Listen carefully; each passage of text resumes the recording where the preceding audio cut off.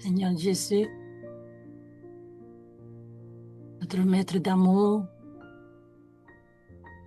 notre bénéfacteur majeur. Remercions, Seigneur, ta présence aujourd'hui, la présence de nos chers bienfaiteurs, la présence de tous nos amis spirituels qui viennent à nous dans ces moments d'études, moments de prière, ces moments privilégiés où nous pouvons alimenter notre âme, nourrir notre esprit. Nous te remercions, Seigneur, pour l'opportunité d'être ici, dans cette vie, de se réveiller ce matin, d'être dans cette étude, en cherchant la croissance, la compréhension. Nous voulons, Seigneur, te remettre notre journée. Nous te demandons de guider nos pensées, nos paroles, nos actions. De nous donner la force, Seigneur, d'affronter les luttes que nous savons chacun de nous. Que nous puissions avoir confiance en toi.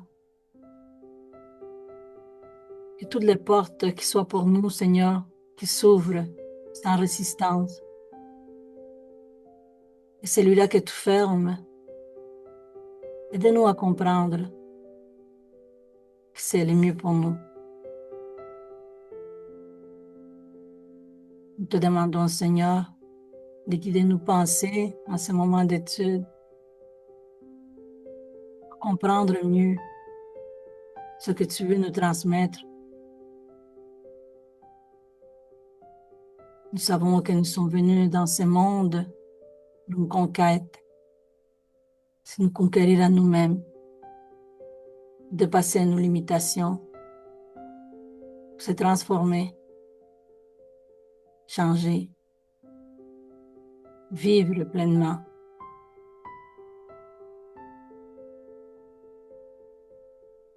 Guidez-nous, Seigneur. Prenez notre main. Ce chemin que souvent c'est difficile. S'affronter à nous-mêmes, c'est aussi dur. Aidez-nous, Seigneur, à changer, à pouvoir être un exemple pour nos frères et sœurs, tous ceux qui croisent notre chemin, incarnés et désincarnés. Que nous puissions suivre ton exemple. Toi, tu es fidèle, que nous puissions l'être aussi. Fidèle à tes enseignements, à notre doctrine, à l'amour que tu nous montres, à l'amour que tu nous donnes, à la charité, à la bonté, la bienveillance. Merci, Maître.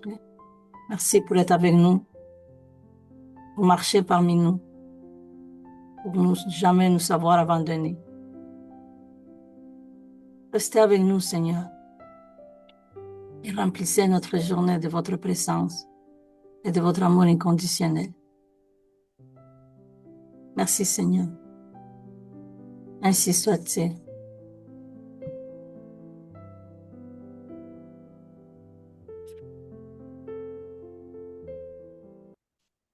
Merci. Merci Merci beaucoup. beaucoup, Yuri. Merci beaucoup. Merci à vous tous et toutes de votre Merci beaucoup. cœur.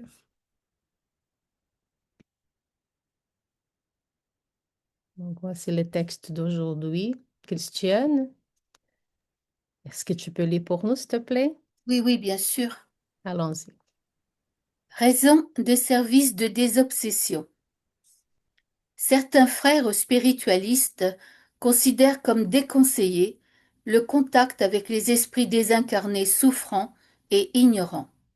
Cependant, Jésus et Kardec n'ont pas négligé cette initiative, entrant en communication avec eux afin de leur offrir réconfort et compréhension. Il en est qui prétendent que cette tâche devrait être accomplie uniquement par les guides spirituels vivant hors du plan physique. Pourtant, cela reviendrait à imaginer une école où les professeurs accompliraient eux-mêmes tout le travail d'apprentissage, empêchant ainsi les élèves de participer à un service réalisé en leur propre faveur.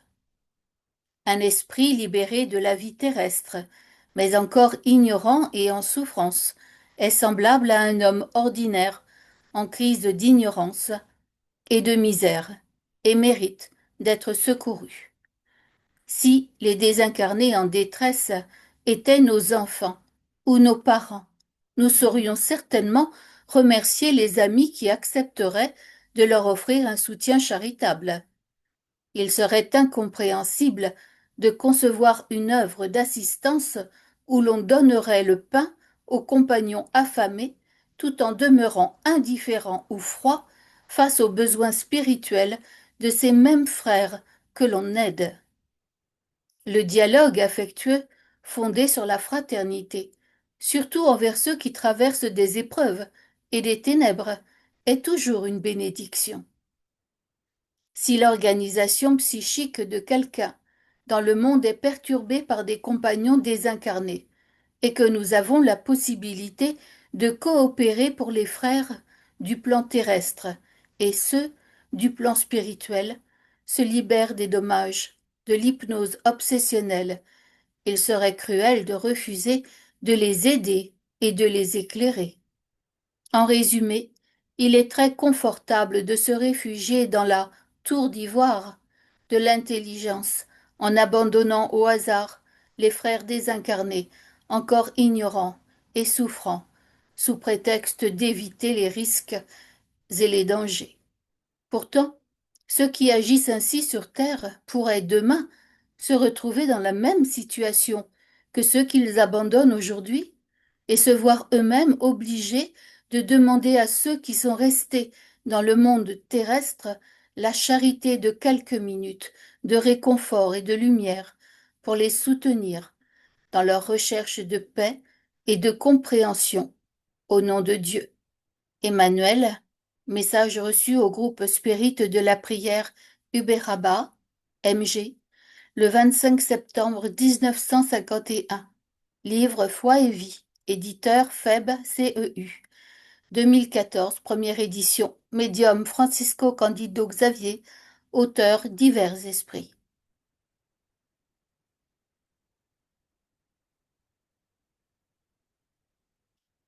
Merci beaucoup, Christiane. Merci beaucoup, Merci. Marie. Merci beaucoup, tout le monde. Et la communication avec les esprits, c'est un sujet assez complexe parce que, pas pour nous, évidemment, dans le spiritisme, mais quand on regarde la première complication que nous avons, et j'ai fait ici une mise en contexte.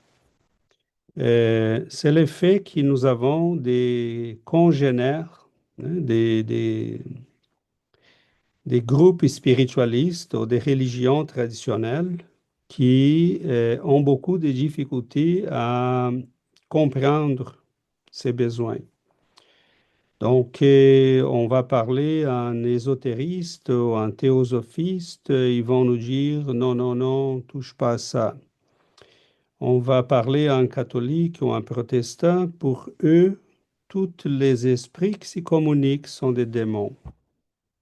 Si on lit le ciel, l'enfer dans un Kardec, on verra là qu'il détruit ces arguments d'une manière assez brillante, mais cela ne fait pas nécessairement changer la tête des gens qui n'ont pas lu ces livres. Je dirais aujourd'hui, parenthèse, qui pour plusieurs, je donnerais avant les livres des esprits et l'évangile selon le spiritisme, je pense commencer à donner le ciel, l'enfer. Surtout pour ceux qui ont déjà une conception religieuse établie. Parce que si on parle à ces gens, ils vont nous dire, oh, ce sont des démons. Si on parle à un musulman, il va nous dire, ce sont les djinns qui vont s'y travestir des êtres chers pour vous tromper. Donc, c'est toujours le mal qui est gagnant.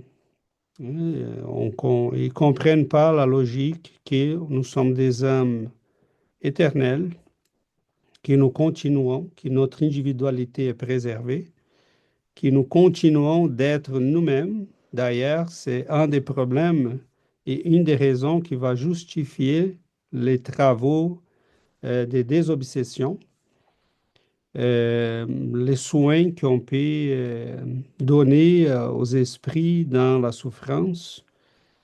Et nous, les spirites, nous comprenons très bien tout ça, parce que nous comprenons la logique derrière les phénomènes.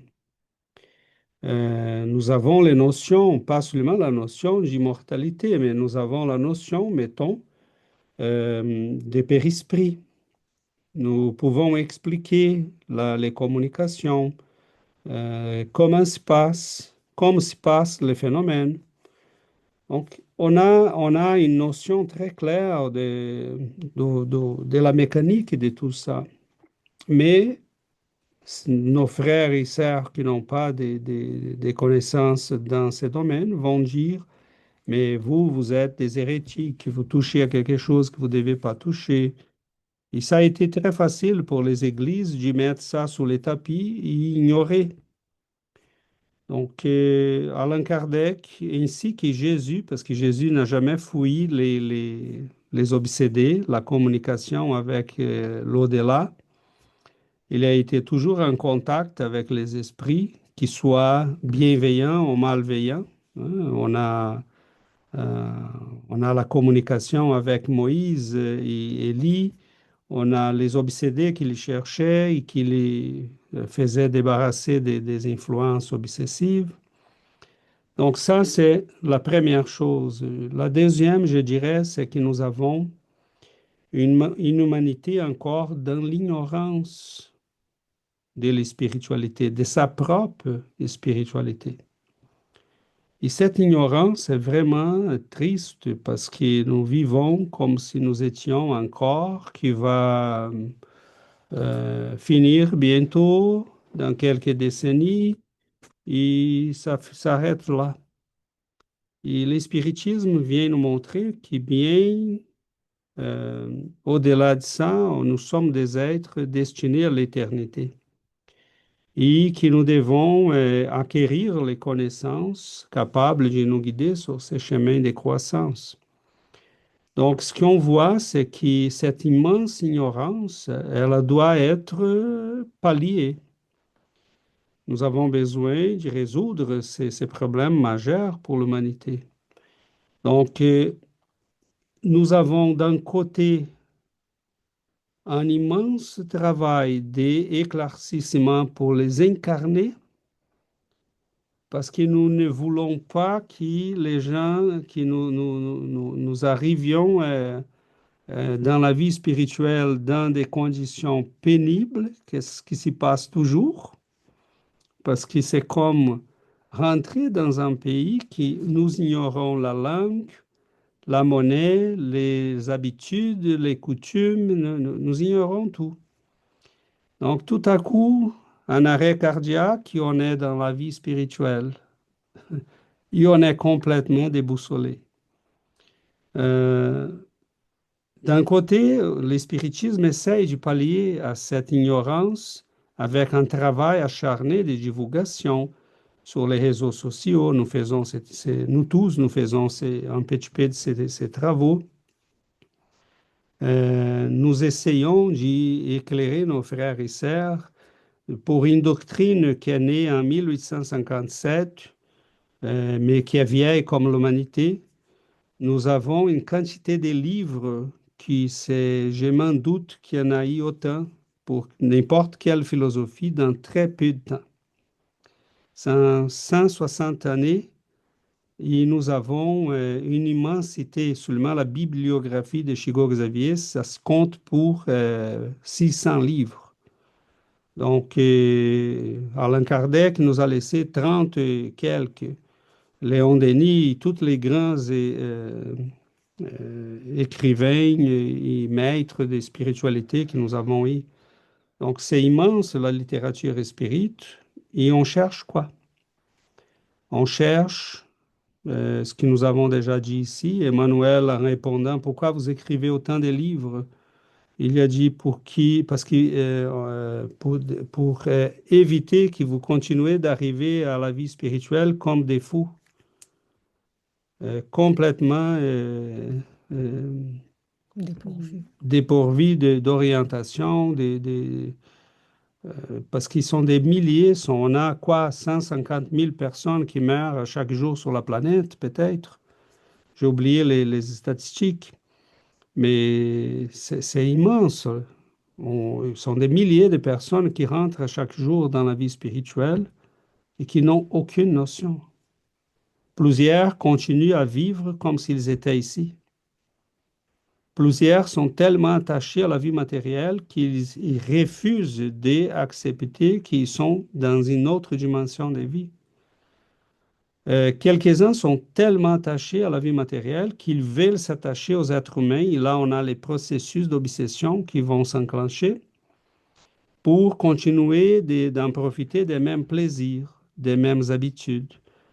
Majoritairement, on va revenir sur nos pas pour être en sécurité dans les lieux qu'on connaissait.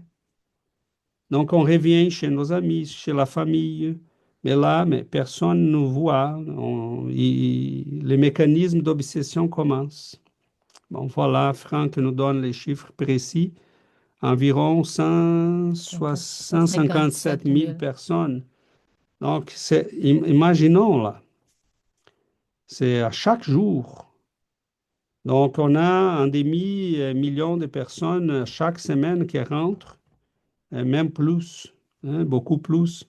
Donc, quelques jours, on a 1 million et 10 jours, on a 1 500 000 personnes qui rentrent à la vie spirituelle. Un mois, faisons les décomptes, donc c'est immense. Donc, le spiritisme, c'est la seule voie que nous avons aujourd'hui pour considérer que ces gens ont besoin d'aide. Et là, je ferai un dernier point. Hier, si on lit le chapitre 30 du livre Emmanuel, il parle de l'importance de nos réunions d'études en général. Toutes les réunions spirites, un évangile à la maison, une étude comme nous faisons ici les samedis, on importe les activités que nous avons dans les centres spirites. Toutes ces réunions sont fréquentées et on amène plusieurs frères et sœurs qui ont besoin d'aide. Donc, il y en a plusieurs aspects. J'ai fait cette introduction, mais je m'arrête là pour qu'on puisse s'enrichir avec d'autres points de vue, de manière à enrichir notre compréhension de ces très, très importants textes d'Emmanuel, écrits déjà en 1951, en nous donnant déjà une idée très claire de l'importance des réunions spirites en général et des réunions spirites spécifiquement pour les désobsessions, qui d'ailleurs, c'est une épidémie présentement. Et on a derrière tous les troubles psychiques, on peut dire que peut-être 95% ont des causes non matérielles. Donc, cela montre l'importance de ces processus d'éclaircissement des consciences, mais en attendant d'éclairer et de résoudre les problèmes, on doit pallier aux problèmes de manière en urgence. Et une réunion médiumnique, c'est souvent un processus de secours, d'aide, qui, on peut dire, a un caractère d'urgence. Okay? Bon, On va arrêter là et je vous ouvre la parole pour qu'on puisse Partager. partager davantage. Sébastien, Yuri, Et bon matin. Moi, je pense quand même que l'obsession, c'est très caractéristique d'une planète d'expiation épreuve. Je pense que c'est quelque chose qui est là pour rester. Et quand on fait des réunions médiumniques, quand même, on voit que c'est pas quelque chose de magique, la désobsession, il y a pas de raccourci vraiment.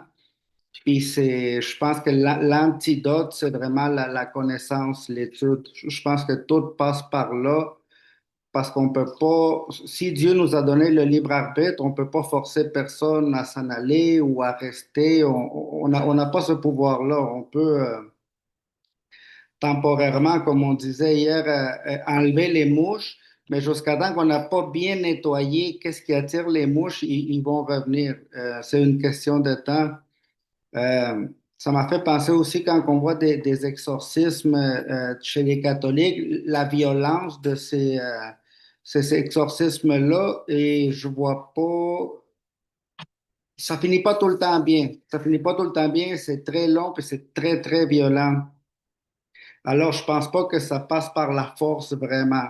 Ça, à moins, comme dans le temps, d'avoir l'autorité de Jésus, là, que lui, tu sais, ouais, tu t'en vas, ça, c'est autre chose.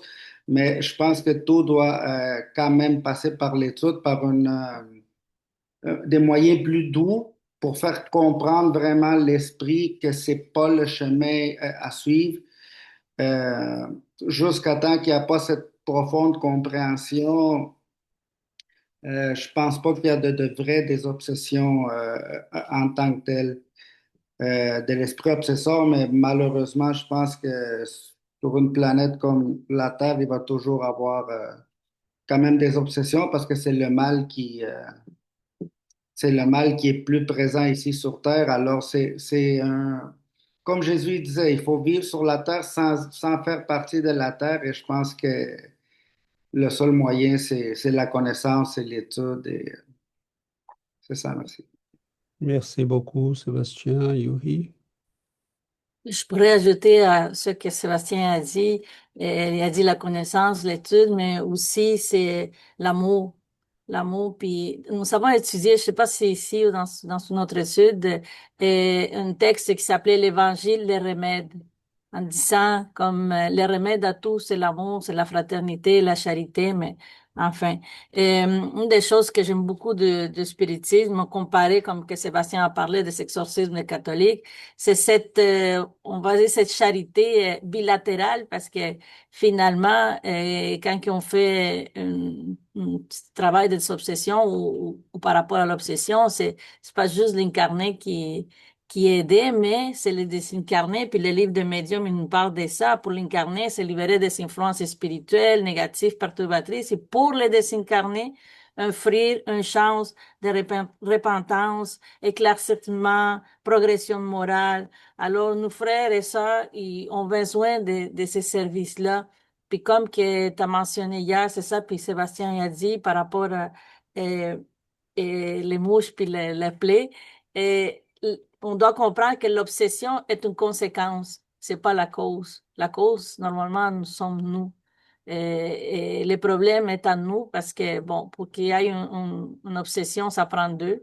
Puis comme l'Évangile, selon l'Espiritisme, nous parle, souvent, ça se peut que ce soit nous qui a donné le premier coup, puis que nous sommes la cause que nos frères soient avec nous en train de nous obséder. Donc, c'est toujours le travail sur nous-mêmes, s'évangéliser nous-mêmes pour pouvoir donner l'exemple à nos frères et sœurs, puis en même temps, bon, et par ces moyens, je pense que évangéliser les autres.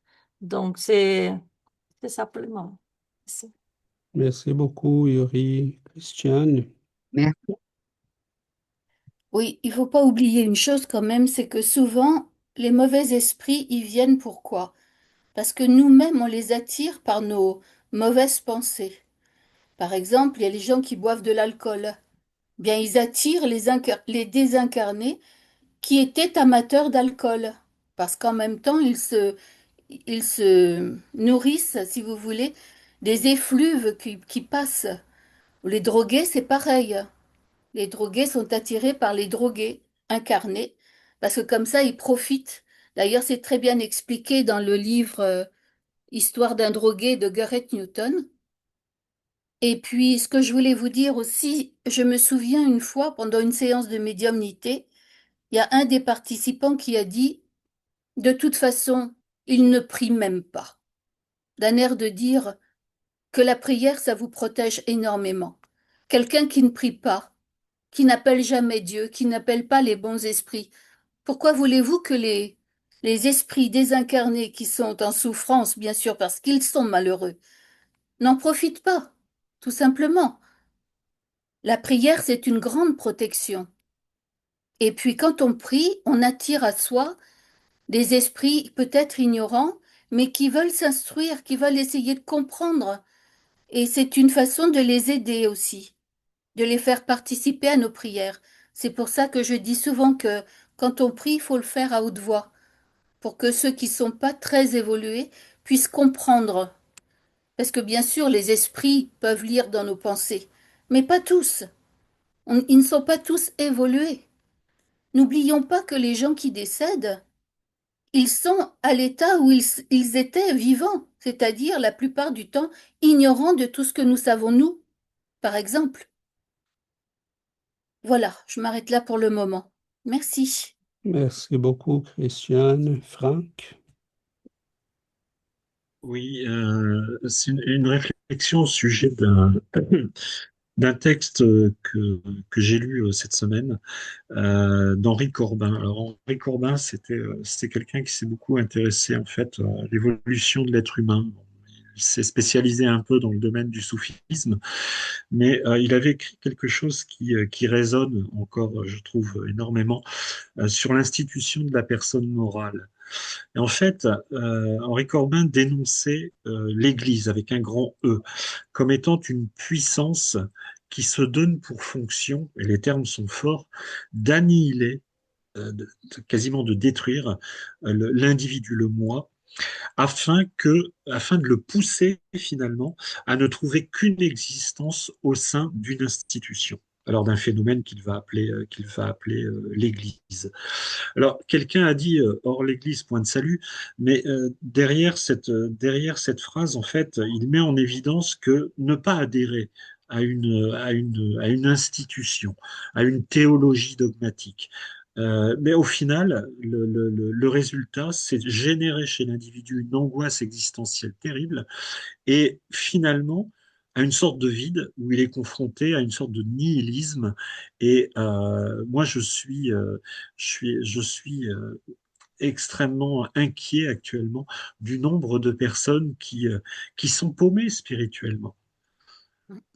Euh, il n'y a plus du tout cette notion finalement d'avoir en nous effectivement une partie purement humaine, mais aussi une étincelle divine qu'il nous faut absolument reconnecter.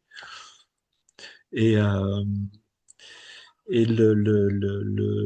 j'avais relu Nos Solars il y a quelques temps déjà, où il y a une description absolument étonnante de ces mondes mentaux où les gens angoissés, désincarnés, finalement vivent dans un état de détresse totale, quoi.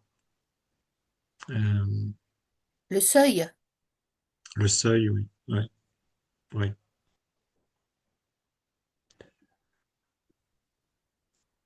Alors, attention, hein, je ne veux pas non plus jeter l'anathème sur les institutions religieuses, hein, c'est pas ça.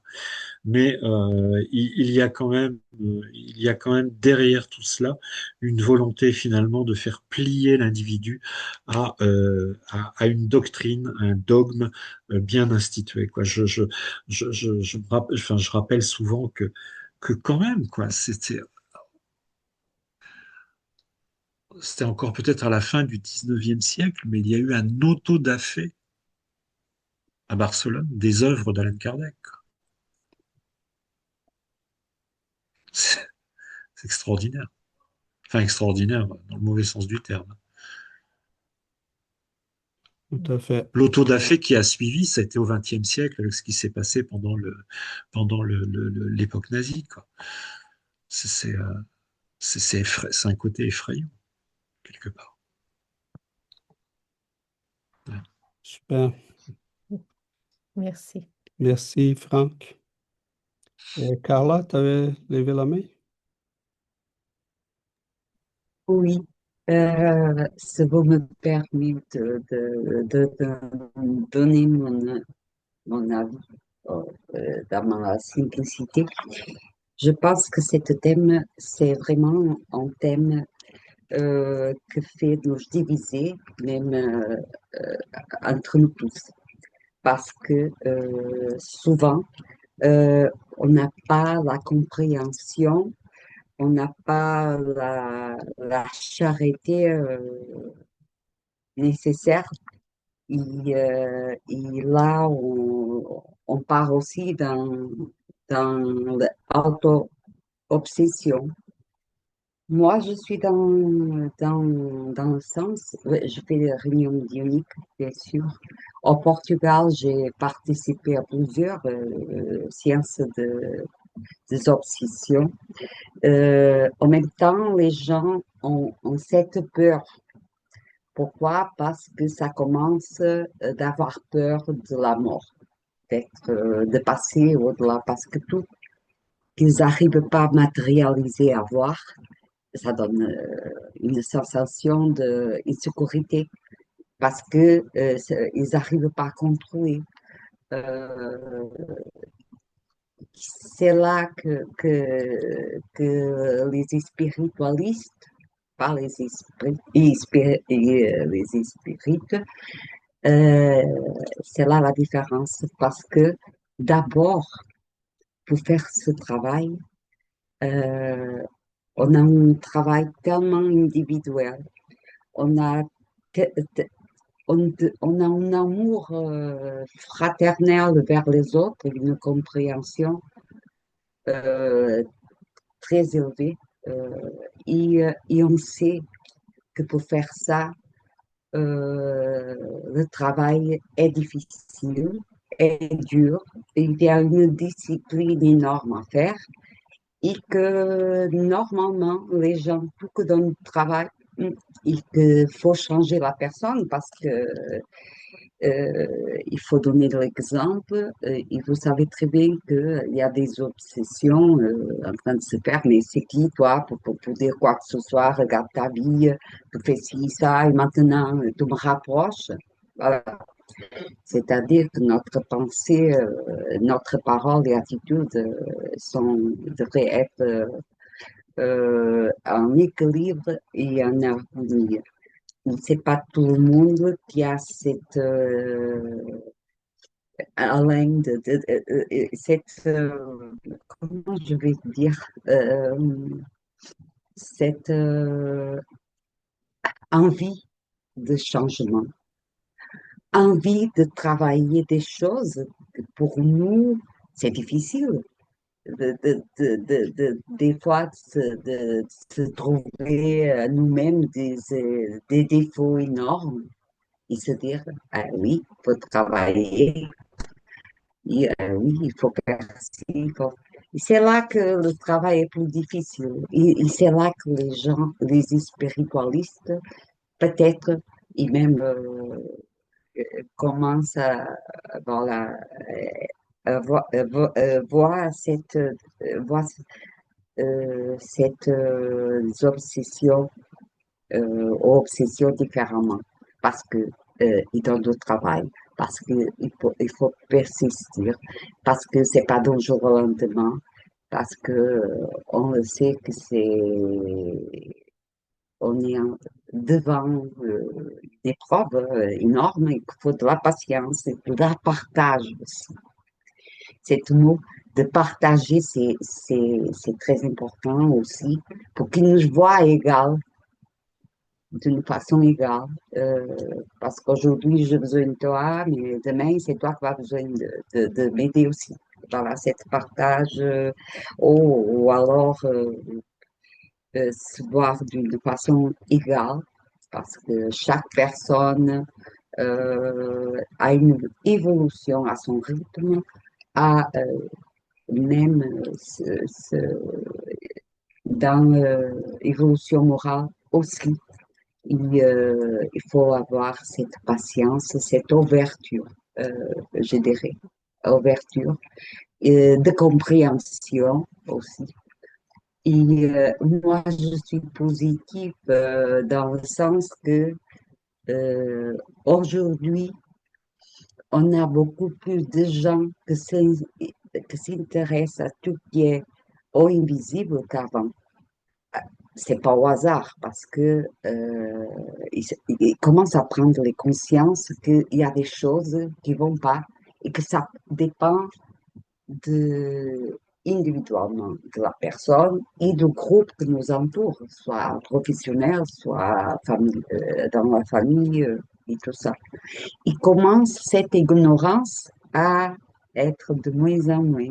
Et les gens, euh, c'est ma façon de penser, et commencent à s'éveiller, même que d'une façon très subtile.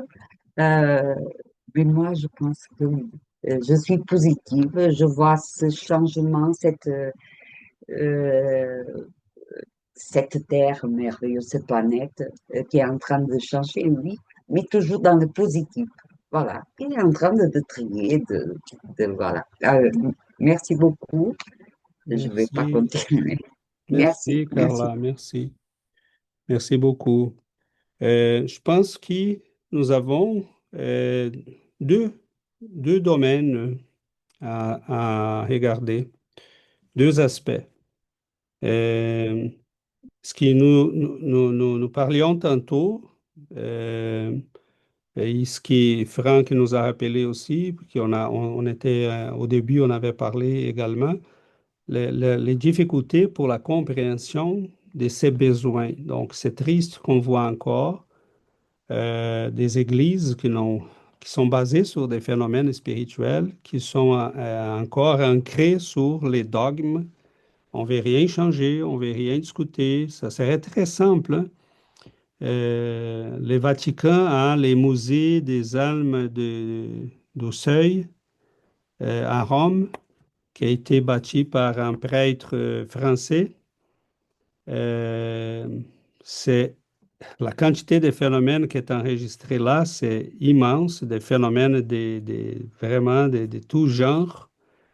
Donc, les papes Jean-Paul II, en 1981, il a dit on ne peut pas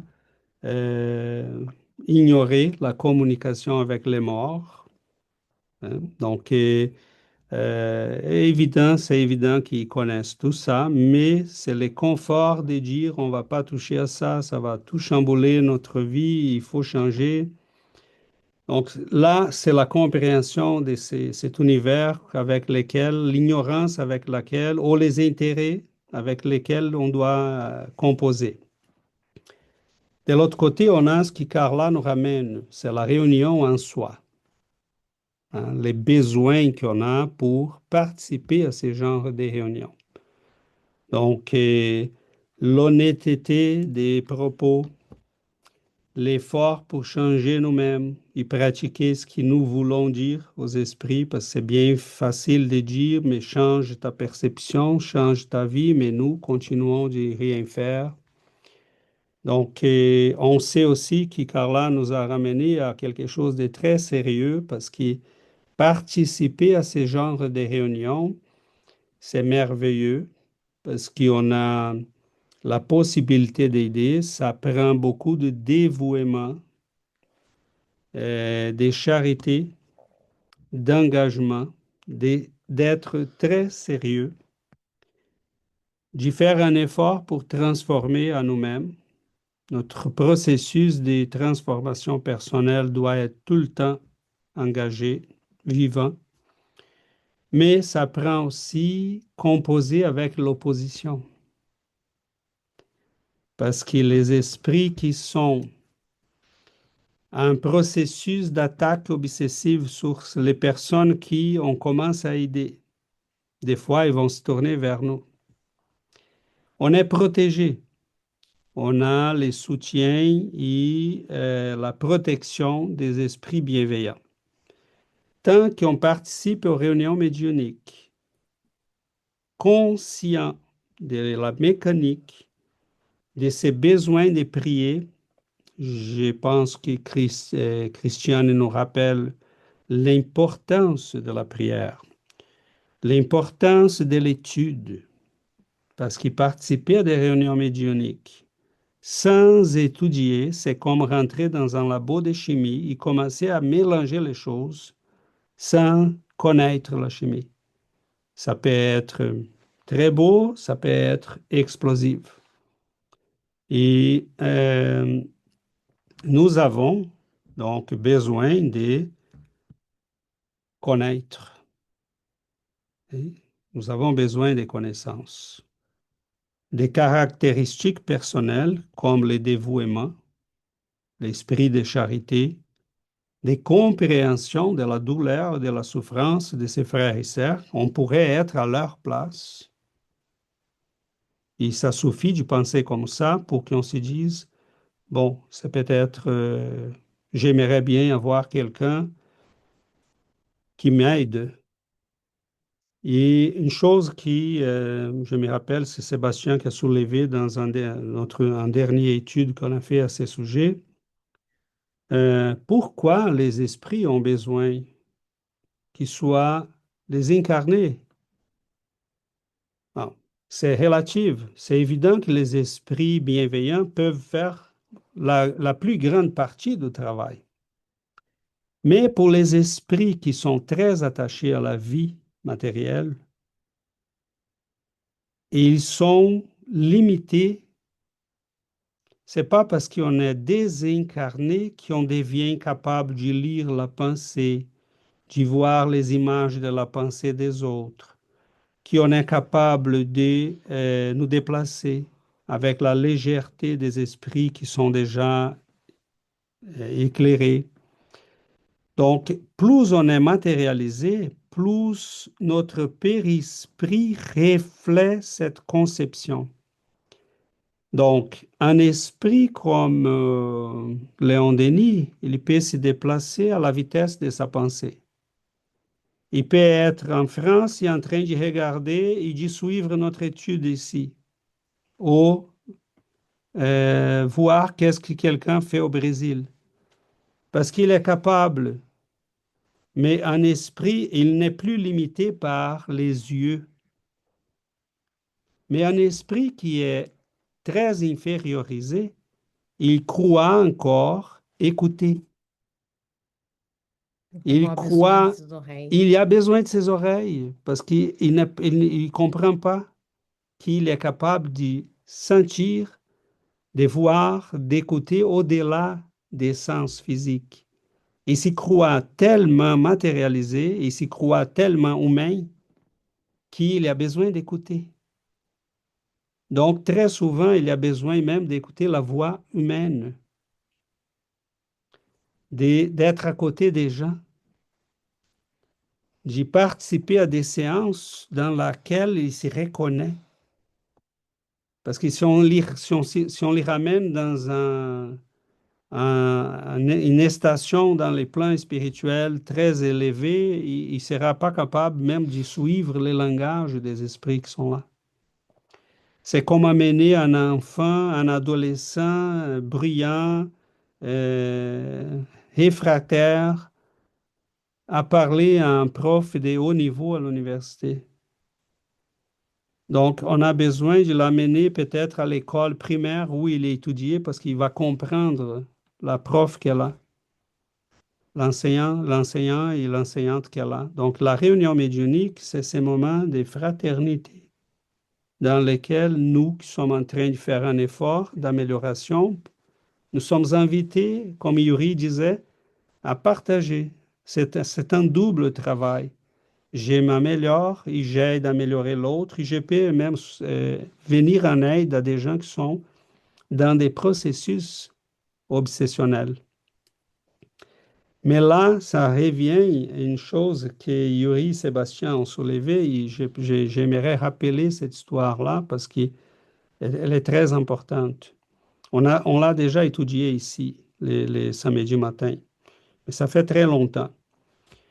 C'est un petit texte qui nous est raconté sur l'expérience de José Xavier, les frères de Chico, qui participaient avec Chico à la doctrination dans les réunions médiumniques. Il faisait la personne qui va parler aux esprits.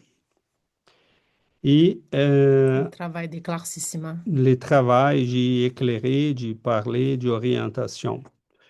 Et là, ils ont reçu, Chico et lui, ils travaillaient avec quatre sœurs qui étaient très obsédées, vraiment très obsédées. C'était quatre sœurs de la même famille et qui étaient vraiment très obsédées. Et l'esprit disait à José, oui, parle à ces esprits qui se communiquent à travers ses filles. Essaye de les éclairer, mais il faut aussi corriger les filles. Elles ont besoin d'études et d'éducation.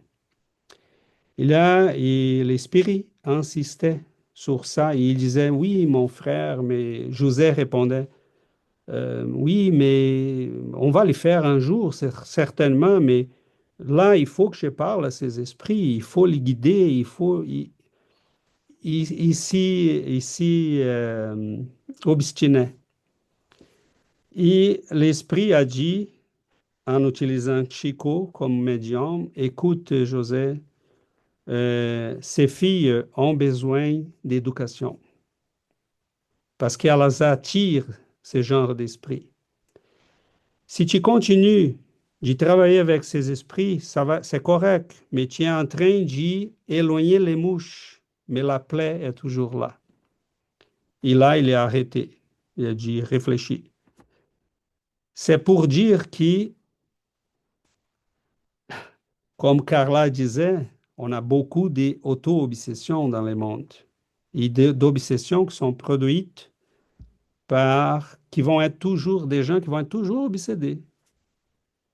Tu les amènes, on fait les traitements, l'esprit va s'éloigner. 3 mois plus tard, la personne est à nouveau obsédée. Parce que le travail d'éclaircissement doit être fait pour les esprits, pour les incarnés. Sinon, on va être toujours en train d'éloigner les mouches et la plaie est toujours là. Donc, qu'il soit pour les esprits incarnés ou les désincarnés, ce qui nous manque, c'est l'éducation, c'est la connaissance. Il s'est changé en fonction de ses connaissances. Sébastien? Oui, ça, euh, qu'est-ce que tu dis? On le voit de façon pratique sur le terrain, dans les réunions médiumniques. Ça fait déjà quelques années qu'on en fait. Et moi, au début, je me demandais pourquoi Dieu il m'a mis là, à faire ce travail-là. Je suis pas un intellectuel, je suis pas un psychologue, je suis une personne normale de tous les jours. Mais justement, si on réfléchit bien, il y a des esprits qui sont très déçus, qui disent non, moi je veux parler à quelqu'un d'autre, je te parle pas à toi. OK, on a juste ça. Mais quand on va dans les réunions de AA, par exemple, c'est toujours un alcoolique qui reçoit les autres alcooliques. C'est quelqu'un qui a vécu ça, la même chose. Quelqu'un qui vit dans la vie de tous les jours les mêmes choses. Ça, c'est comme un curé qui donne des conseils sur le mariage. Mais si tu n'as pas été marié, comment tu peux donner des conseils? Alors, ça prend quelqu'un qui vit le même monde, qui parle le même langage que eux, qui peut leur expliquer avec les mêmes mots. Parce que si un ange descendrait du ciel pour les expliquer, la communication serait très difficile. Ah, mais si quelqu'un qui est dans la même situation l'explique, il dit, moi j'ai passé par les mêmes choses. Et on va faire ça, tu dois faire ça. Il y a plus de rapprochement, c'est plus, Alors moi, pendant longtemps, j'ai pas compris pourquoi des gens normaux faisaient ce genre de travail-là, qu'on peut dire extraordinaire, parce que c'est pas tout le monde qui fait ça. Mais quand on réfléchit bien, ça a du sens. Qu'un alcoolique reçoive un alcoolique pour se comprendre. Je voulais juste dire ça. Parfait, Sébastien. Ton, tes mots sont d'une grande justesse là, parce que c'est exactement ça. Ça prend de la bonne volonté, de la bienveillance, de la charité, la volonté d'aider notre frère qui est dans la souffrance, mais il s'y reconnaît en nous et nous, on s'y reconnaît en lui. Et c'est cette proximité qui fait en sorte, tu as tout à fait raison, que la communication s'y fasse de manière sans sans beaucoup de bruit, parce que sont entre deux personnes qui sont pareilles. Parce que nous sommes quoi? Nous sommes des esprits aussi dans les besoins, dans la souffrance, dans des épreuves. Et là, on a un frère désincarné qui a besoin d'écouter quelqu'un qui est proche de sa réalité. Donc, Giovanna nous rappelait hier dans notre étude que plusieurs de ces esprits sont tellement matérialisés qu'ils ne sont même pas capables de voir les guides qui sont à côté d'eux. Ils sont désincarnés, ils ne voient pas les désincarnés. André Louise nous parle de ça tout le temps dans ses livres. On est rentré dans la pièce, il y avait trois obsesseurs, ils n'ont pas remarqué notre présence. Parce que le périsprit est plastique. Il y a ce pouvoir de s'y modeler, de mouler à notre pensée, à nos émotions. Donc, plus un esprit est matérialisé, plus il s'y croit humain. Il a besoin des yeux pour regarder. Il ne comprend pas il n'a plus besoin des yeux. Donc, tout ce qui est subtil, il ne voit pas parce qu'il s'y croit en être humain. Donc, c'est vraiment ça. Donc, Sébastien a tout à fait raison dans le sens que la réunion médiumnique, c'est le moment où on parle à des semblables. Hein, nous sommes les esprits aussi qui avons plusieurs fois chuté, tombé dans l'erreur. Et là, on a quelqu'un qui a besoin d'aide. Donc, c'est, c'est vraiment l'idéal qu'il soit comme ça, qu'on ait cette conscience. Excusez-moi de vous interrompre, César, il y a Linda qui voudrait parler. Elle n'arrive pas à faire marcher la main. Ah oui, Ah, on Non, a... non, mais pas tout de suite. Tu peux terminer, c'est bien. vas-y, Linda. Merci. Tu peux y aller. Merci, En fait, Christiane. De rien. bon, merci Christiane. De Bonjour à rien. tous. Je risque d'être un petit peu confuse dans ce que je vais dire parce que j'ai pas du tout l'habitude de parler de ces sujets-là et c'est la raison pour laquelle depuis que je suis toutes vos réunions, je suis plutôt taisante. En fait, bah, je vais parler de mon cas personnel puisque je souffre d'obsession depuis que je suis petite, sauf que bah, je savais pas que c'était l'obsession. Vous avez parlé d'évangélisation tout à l'heure. Je pense que c'est vrai quand on est adulte, mais quand on est enfant et qu'on qu'on subit cette situation-là, on ne sait pas forcément qu'il faut s'évangéliser et on n'est peut-être pas forcément, on commet pas forcément des fautes, on n'est peut-être pas forcément en tort non plus. Je veux dire, dans la vie de tous les jours, quand on est enfant, généralement, on n'est pas si mauvais que ça.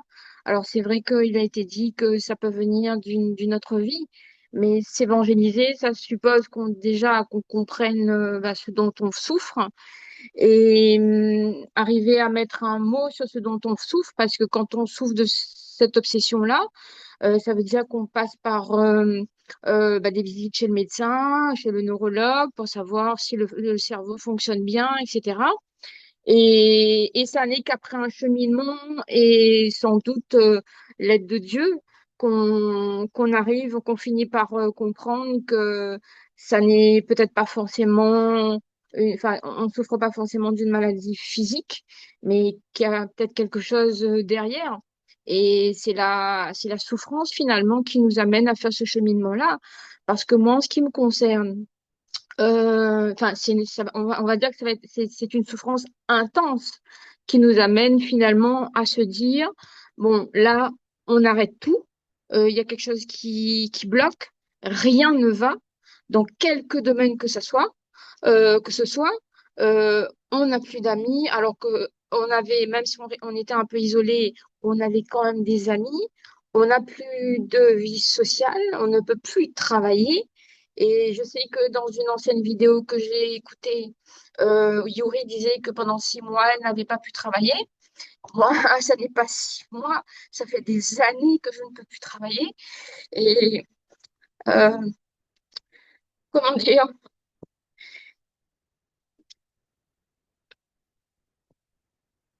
il y a, je pense aussi à un moment donné, une aide qu'on a et il faut la saisir au bon. Il faut essayer de ne pas rater cette aide au moment où elle arrive. Alors peut-être qu'effectivement, moi, j'ai peut-être eu aussi des signaux bien plus tôt, mais je n'avais peut-être pas compris ces signaux-là, parce que comme on essaye de tout finalement rationaliser, même si moi je vis dans une île où on est très croyant, on croit aux esprits, mais on a plutôt peur des esprits. Mais en même temps, je pense qu'il y a peut-être des signaux que j'ai eus que je n'ai pas compris.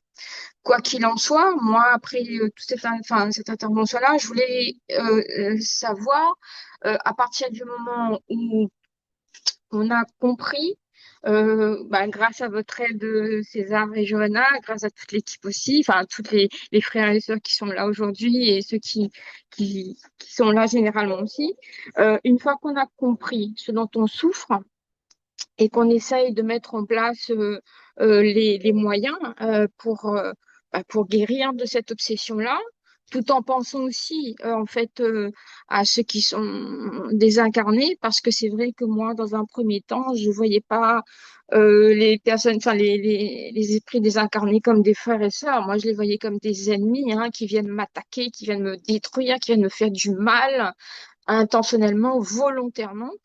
Donc, quand on a fait cette prise de conscience-là et qu'on essaye de prier, même si c'est pas facile, hein, parce que moi j'ai des attaques qui m'empêchent de prier comme je veux, j'avais réussi à mettre tout un processus en place, donc prier tous les jours.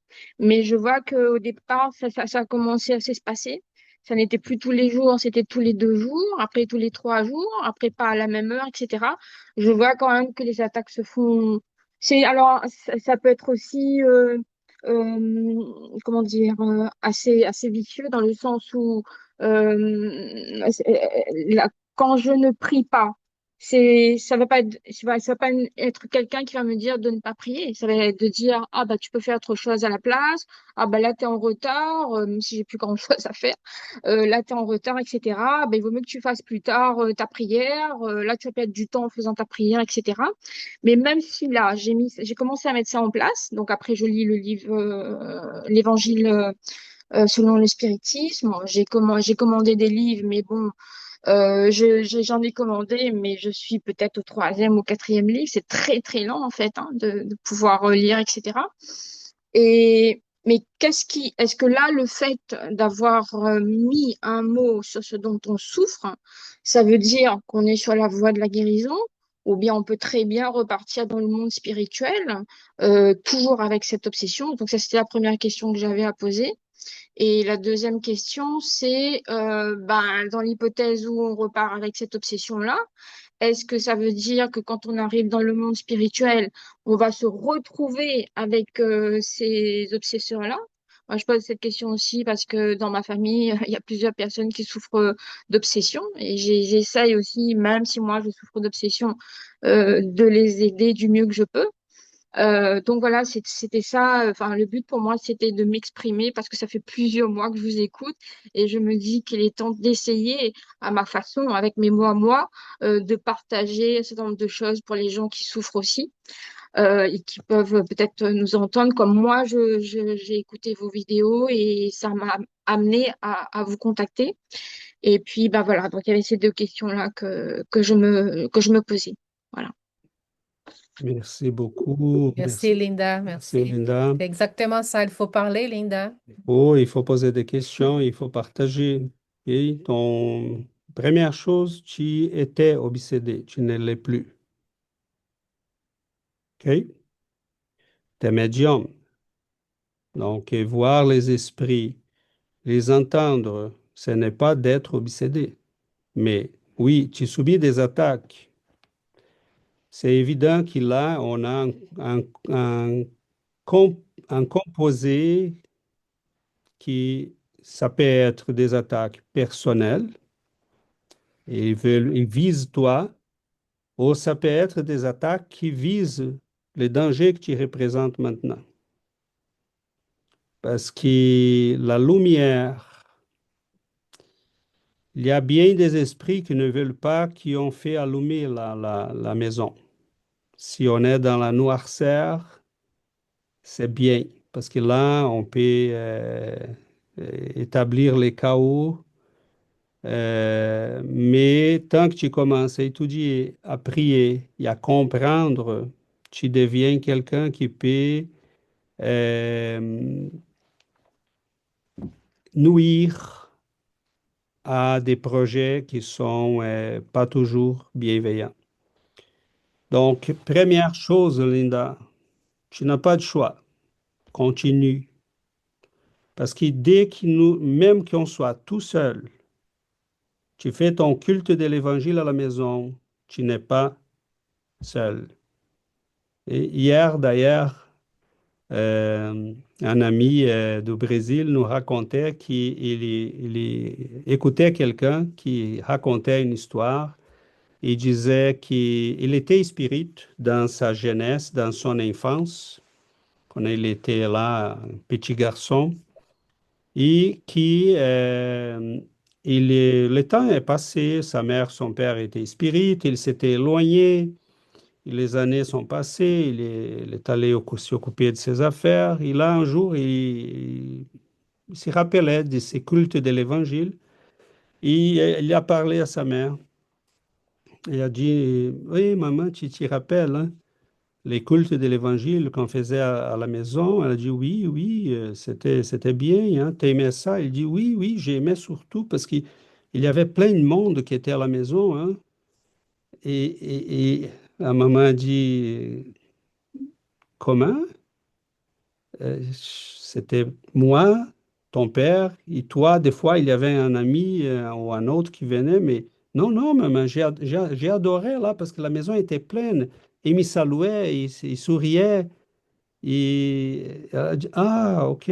Donc, il était un enfant, pour lui, il était normal. Et donc, Il voyait les esprits il qui étaient voyait, il présents. voyait les esprits, en fait, parce que c'était lui, sa mère et son père. Donc, euh, où il y a deux au plus qui prient en mon nom, je serai avec lui. Mais c'est toi et ton guide. On est déjà deux. Là, on a plus. Donc, si on commence, il faut tout simplement continuer. Les attaques vont s'y résorber doucement, ils vont s'éloigner dans les temps. La prière, au début, c'est très contraignant et difficile parce qu'on est entouré par ses forces. Il faut faire la place au guide. Donc, doucement, quand tu ouvres ton évangile, tu réserves un moment de la journée pour je ouvre mon évangile, je les lis à haute voix, j'ai fait ma prière, ou si je ne suis pas capable de me concentrer, je prends les prières qui sont dans l'évangile selon le spiritisme. Je peux prier les prières comme Notre Père. Au début, ah, j'ai rien compris de ma propre voix, je les répète. À la fin, je peux choisir une prière dans l'Évangile selon le spiritisme pour les âmes en souffrance, pour les esprits obsesseurs. Et on va les lire une fois, deux fois. On lit une page, deux pages de l'Évangile selon le spiritisme. On fait notre prière, on met une musique calmante, tranquille. Tu peux aussi, en des moments, tu es à la maison, personne n'est là. tu mets nos études ou des conférences ou des prières, les prières qu'on fait dans les groupes à la fin de nos études, ben, je les mets dans une playlist, je les laisse rouler, jouer pendant des minutes et des minutes. On commence à attirer les bons esprits. Doucement, ils commencent à enlever. Un, deux. Ils commencent par les moins difficiles. C'est un processus Nettoyage. des prises de possession, de nettoyage. Doucement, ils vont éloigner ceux qui sont là par ignorance, sont les premiers. Ils vont laisser en dernier ceux qui sont vraiment les plus difficiles, mais là, ils sont plus nombreux, sont moins nombreux. Et là, ils commencent à sentir la présence des esprits bienveillants. La simple lumière de la prière et des présences spirituelles bienveillantes font déjà fuir plusieurs, parce qu'ils ne tolèrent pas la lumière. Donc, il faut tout simplement continuer. Ceux qui font confiance à ça vont s'en sortir. Tu n'es plus obsédé. Et, tu l'étais, parce que tu ne comprenais pas ce qui s'y passait. Deuxième chose, tu ne vas pas arriver au plan spirituel avec ces esprits à courir après toi. Ce sont des esprits qui s'y refusent à partir d'un moment. À un moment donné, s'ils continuent de refuser, ils vont être éloignés. Et ils sont libres. Toi, maintenant, tu les offres un chemin. Ils peuvent les refuser. Mais à un moment donné, les esprits bienveillants vont dire, OK, Linda vous a toléré, Linda vous a offert des possibilités, nous sommes là pour vous aider, vous ne voulez pas, allez-vous-en. Vous n'avez plus le droit d'être ici. Donc, c'est un processus, il faut patienter, il faut continuer, mais c'est certain que ça marche. Oui. J'avais levé la main avant de passer la parole ici. Comme César disait, Linda, tu n'es plus obsédé. Tu es médium. Et les médiums vont sentir les esprits tout le temps parce que tu as cette capacité en toi. OK? Donc, de sentir les esprits. Et dès que tu sois capable d'aider les autres qui sont aussi influencés par des esprits, tu serais peut-être attaqué par ces esprits-là. Pas toujours. Pas toujours, mais nous, par exemple, dans nos réunions médiumniques, on reçoit des esprits ici parce que avec nos études, on est en train d'éclairer, de transmettre les connaissances de la doctrine spirite. On reçoit, nous aussi, on reçoit des attaques spirituelles. Donc, c'est pas des obsessions, des esprits qui viennent pour nous obséder, mais ce sont des esprits qui ne sont pas contents avec notre travail. Le travail, les études que nous réalisons, les prières que nous faisons à chaque jour. Donc, le fait d'être médium va aussi t'ouvrir la porte pour sentir les esprits. Mais c'est très important parce que nous, on choisit nos amis à partir de nos pensées, nos sentiments, on va choisir les esprits qui vont nous entourer. Donc, si tu continues à prier, si tu continues à penser, des fois, tu disais que tu n'étais pas capable de prier avec tes pensées qui sont répétitives dans ta tête, il faut que tu essayes de remplacer tes pensées par une phrase évangélique, par exemple, Seigneur Jésus, Fils de Dieu, aie pitié de nous. Seigneur Jésus, Fils de Dieu, aie pitié de nous. Donc, si tu répètes cette phrase en continu, tu vas repelir les pensées d'angoisse, les pensées de tristesse. Donc, tu répètes la phrase dans ta tête. Donc, on choisit nos amis par nos pensées, par nos sentiments. Si tu as des bons sentiments, des sentiments nobles, de bienveillance, de bonté, de charité, d'amour, si tu penses à tout ça tout le temps, les bienfaiteurs vont t'entourer d'amour. N'aie pas peur. OK? parce que tu vas être bien entouré des esprits de lumière. Donc, continue, c'est très important de continuer. Si les esprits insistent, donc tu vas insister de l'autre côté. Insiste toi aussi avec des bonnes pensées, avec des bons sentiments, des bonnes lectures. Si tu n'es pas capable de comprendre une page du livre, c'est pas grave. Tu peux le lire en voix haute. Mais c'est très important de continuer avec ces ressources de lumière-là parce que tu vas être aidé tout le temps. Et rapidement, pour passer la parole, continue avec ça. Et garde persévère. Et doucement, on peut t'orienter à comment commencer à utiliser ta médiumnité d'une manière à l'y faire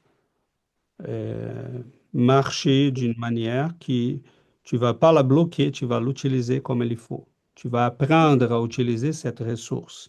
Pour l'instant, c'est peut-être une source de souffrance, mais doucement, au fur et à mesure que les esprits bienveillants commencent à s'approcher de toi, ils sont déjà avec toi, mais c'est normal que les canaux, les voies médiumniques soient prises en premier par les esprits plus nécessités, parce qu'ils sont les plus semblables à nous. Mais doucement, au fur et à mesure que tu nettoies les voies de communication, les esprits supérieurs vont commencer à te guider. Et tu entendras des voix douces et bienveillantes qui vont te dire quoi faire, comment agir et réagir. Et pour la médiumnité, bon, dans la mesure de possible, on pourra t'aider comme on a aidé d'autres. Et comme ceux que nous avons aidés sont en train d'aider d'autres. Et donc, tu verras que sans s'y rendre compte, tu vas être un allié des esprits bienveillants auprès de beaucoup de gens. Fais confiance, continue. Et on avait Franck et après Yuri. Oui, Linda, dans mes études, j'ai eu la possibilité de faire des stages dans le monde, on va dire, psychiatrique au sens large. C'est vrai que la médecine actuelle peut aider. Dans tout ce qui comporte voilà, certaines choses qui sont ressenties comme des troubles du comportement, des troubles obsessionnels compulsifs, tout ça. Mais bon, en fait, la médecine ne cherche que finalement à savoir si sur le plan physiologique, mental, il y a quelque chose qui ne va pas. Donc ça, voilà, c'est faire attention parce qu'on risque très vite de culpabiliser en se disant, mais finalement, est-ce que j'ai pas un problème, tout ça. Voilà. Euh, ce qui a été dit, c'est très important au final. L'aide véritable, c'est finalement d'avoir une confiance totale dans la prière. Euh, César a parlé du livre de prière à la fin de l'Évangile selon le spiritisme. C'est quelque chose qui est extrêmement précieux. Mais en même temps, il y a aussi il y a des êtres qui se sont incarnés et qui ont œuvré de manière exceptionnelle dans le domaine de la guérison et de l'aide spirituelle. Je pense en particulier, alors on n'est pas dans le spiritisme, attention, mais je pense en particulier, Christiane connaît très bien quelqu'un comme Bruno Gröning. Je ne sais pas si tu as déjà entendu parler de cet homme, mais voilà, ce qu'il disait, c'était très simple. Simplement s'écarter mentalement pendant quelques instants, quelques minutes de tout ce qui est négatif et être dans dans entre guillemets, la pensée positive, mais pas au sens pensée magique, hein, attention, c'est pas ça. Mais voilà, s'écarter du négatif, et puis faire confiance justement à ce que lui appelait la lumière, et voilà, quoi, c'est très simple. Et ça passe à travers une prière, effectivement, la prière du cœur, hein, qui est quelque chose d'exceptionnel. Et puis, ça peut être aussi simplement un support visuel avec la photo de cette personne. Justement, je parlais de Bruno Gröning. On la trouve très, très facilement. Ça marche. Ça marche très, très bien. Voilà. Et c'est pas compliqué. C'est pas compliqué du tout. Merci. Parce que souvent, les esprits obsesseurs, et même nous-mêmes, on a une sacrée capacité à se compliquer la vie énormément. En même temps, les esprits ne demandent que ça, quoi, aussi. Donc, voilà. L'humour, ça marche aussi. Ça marche aussi. Et merci beaucoup, Franck. Yuri? Non, je voulais juste rapidement donner un petit espoir à Linda. Euh, comme César a dit, maintenant c'est une source de souffrance, peut-être en ce moment, mais après ça, tu vas voir la joie de la médiumnité, tu vas voir l'effet d'être proche de nos bienfaiteurs, de nos anges gardiens, et ça change tout. Souvent, les gens me disent, oh, tu sais, ça doit être pas facile pour toi la vie en connaissance de ma situation. Puis moi, je dis tout le temps, si j'aurais à passer par la même chose, je le ferais.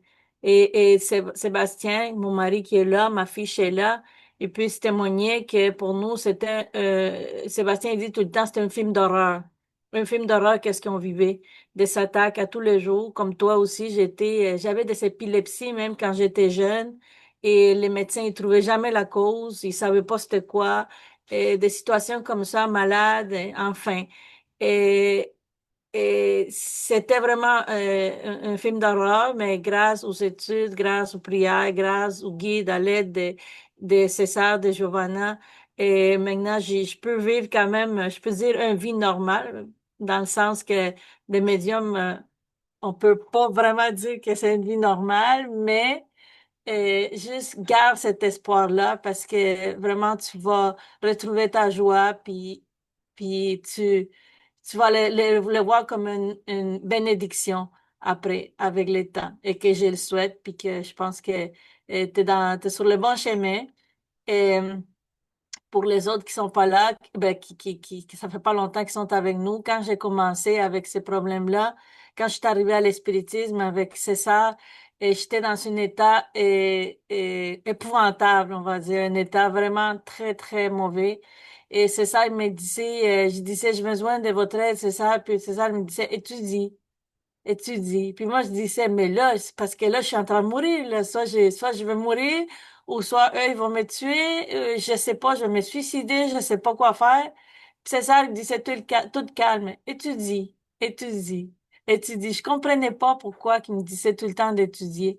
Avec le temps, j'ai compris et je me suis lancée complètement à l'étude, à lire, à chercher. Et puis, ça a complètement changé ma vie. Et donc, tu vas voir ça aussi, Linda. Puis, tu t'es pas la seule, puis t'es accompagnée. On est tous là pour te soutenir. Puis, c'est ça, est très bon là-dedans. Et je vais aller aussi. Merci. Merci, Yuri. Toi aussi, présentement.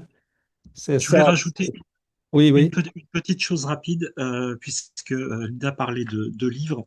J'ai découvert un ouvrage, alors j'arrive pas à l'afficher, je vous le fais voir. Ça s'appelle ABC de la médiumnité. Donc c'est un livre qui est assez court, hein, fait même pas 100 pages, 106 pages, psychographié, d'Odilon Bocelli? Fernandez. Oui, d'Odilon Oui. Fernandez.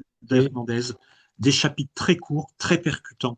Voilà, pour les Oui, médiums. c'est un très bon livre. C'est très bien. Ouais, Oui. ouais. Et si tu as besoin, Linda, des livres, tout ça, fais-nous signe parce qu'on peut t'envoyer aussi. OK? Tu peux, évidemment, il y a beaucoup de choses que tu peux trouver en PDF, mais des livres physiques, si tu veux, envoie à Giovanna ton adresse. On peut te faire parvenir là quelques-uns et un paquet de livres là. Ça va nous faire plaisir. Euh, Merci à tous. Merci à toi. Continue, lâche pas. Et puis, ça suffit de penser à tout l'univers des populations dans les mondes là que tu vis présentement.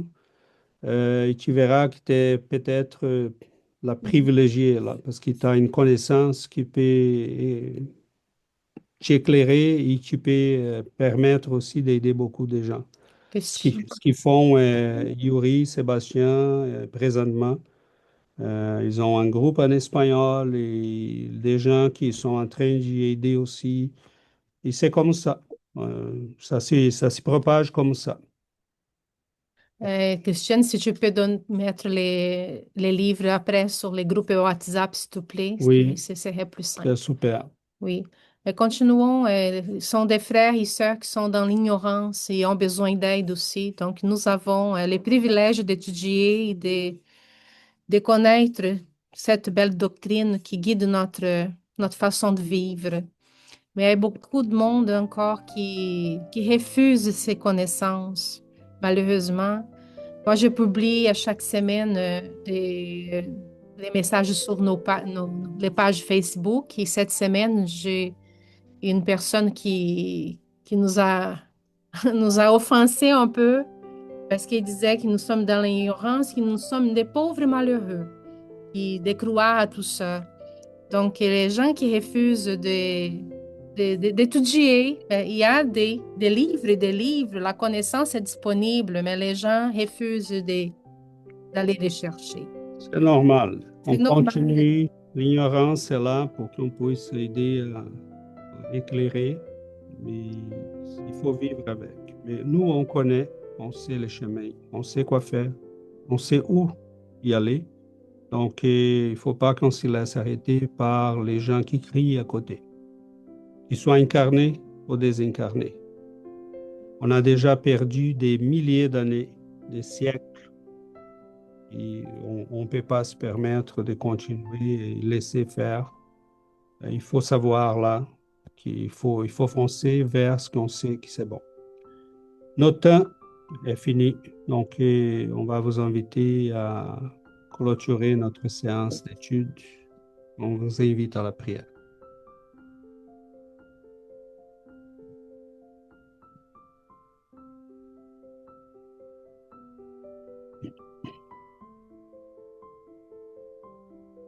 Chers amis, prions ensemble pour demander l'aide des esprits bienveillants, de ces êtres d'amour et de lumière qui nous ont devancés sur les chemins de l'évolution et qui reviennent sur ces pas pour nous aider, qui se disposent toujours à répondre à nos appels, qui ne sont jamais indifférents à nos souffrances, à nos besoins. Nous vous remercions, cher guide. Nous savons que vous êtes là et que vous connaissez chacun de nous. Vous nous connaissez vraiment très bien. Et pour cela, nous vous demandons de l'aide. Vous connaissez nos besoins, nos souffrances, nos difficultés. Nous voulons et nous nous adressons à vous, pas pour demander des solutions faciles, d'éloigner les problèmes. Nous vous demandons l'apprentissage, le courage de la transformation personnelle. Oui, aidez-nous dans les moments de souffrance dans lesquels on se sent fatigué, épuisé. Mais aide-nous surtout à trouver la force, le courage, la compréhension, la transformation. Aidez-nous à marcher